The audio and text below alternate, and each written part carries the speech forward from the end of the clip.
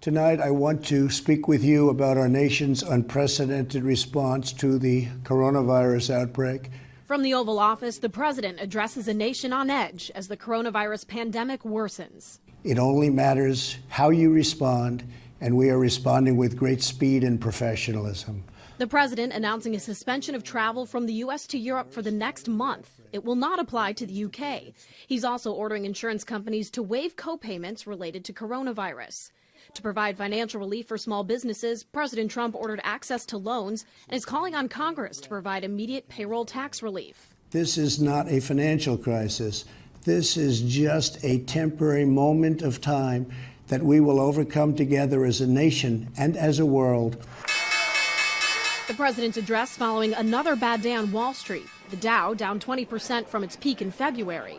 The president promising he will work with Congress on an economic stimulus package, with the House set to vote on its version Thursday.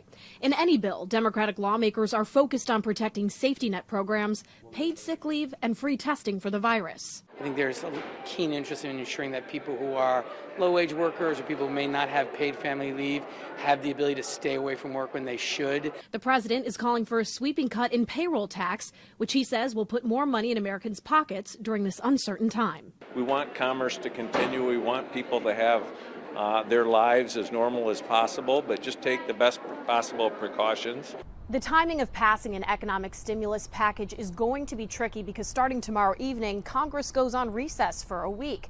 This as senior senator from California, Dianne Feinstein, calls for an extension of that recess and possibly shutting down the Capitol altogether. And this evening, the U.S. Capitol announced it will be ceasing all tours until the end of the month. In Washington, I'm Atrel Nashar.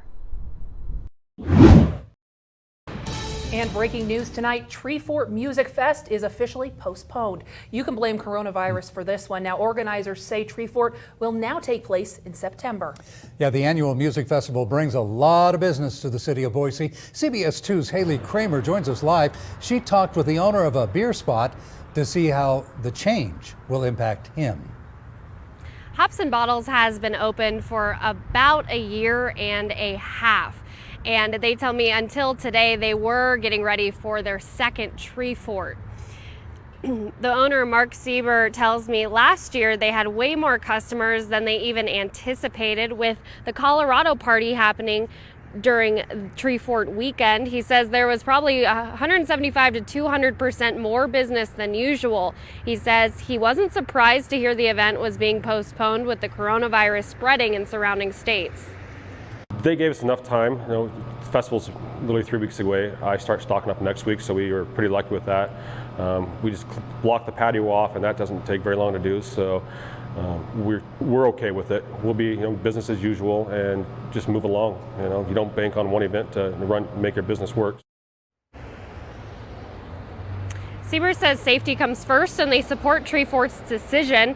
He tells me while March is a great time for the festival because it brings in business when there usually isn't any, he's looking forward to the event in September. You can find out more information about Treefort and the new September dates on our website, idahonews.com. New tonight, this Friday will be a first for Boise State. In response to the coronavirus, every class on Friday will be held online. CBS 2's Trevor Fay is learning more about what the university is calling a drill. He joins us live from the BSU campus. Brent, Boise State tells me that right now about 25% of all classes are taken online. But they also tell me that if there's a coronavirus outbreak here on campus, that number could shoot up to 100%. That's why they're practicing doing just that this Friday.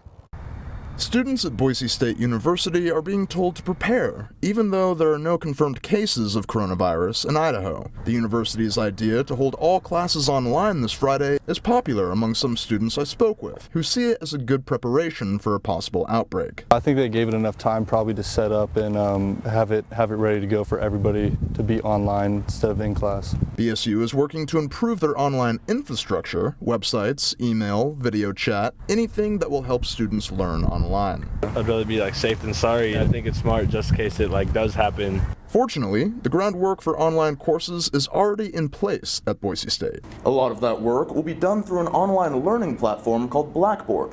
All Boise State students have to do is get on their computer, type in their username and password, and they're ready to start learning at home. Much of BSU's online data is backed up in the cloud, so they don't have to rely as heavily on servers. Thousands of students already take at least some online classes at BSU, so they're doing their best to go about their usual routine. Going to and from classes and being in class with everybody, keep going with our grades. That attitude will be important during this health crisis as the school, city, and state try to keep everything under control. This mode we're in right now is, as a state and a city, is let's do everything we can to keep it from getting here. How successful they'll be is yet to be seen.